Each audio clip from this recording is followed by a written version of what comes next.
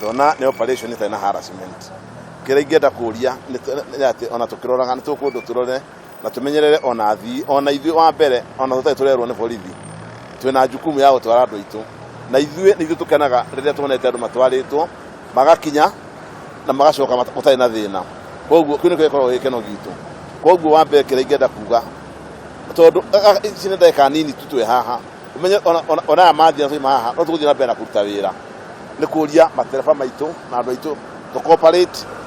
tumenye ati ngari tutiratengeria tumenye ngari tutira thumu athi aitu tondu acio nio stoko itu ucio ngigenda kuga ni kuria law enforcers na andu azu na NTSA ndake turore okoro ngari reka undu kanini ina ngari ekale itware andu tondu oria turathie na mbere